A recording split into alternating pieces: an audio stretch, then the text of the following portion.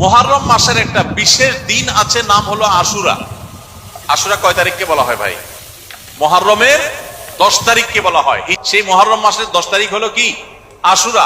এটা একটা ঐতিহাসিক দিন। মুসা আলাইহিস সালামকে বিজয় দান করেছেন ফেরাউনের বিরুদ্ধে এবং অসত্যকে পরাজিত করেছেন। এই জন্য নবী সাল্লাম এই দিনে রোজা রাখতেন।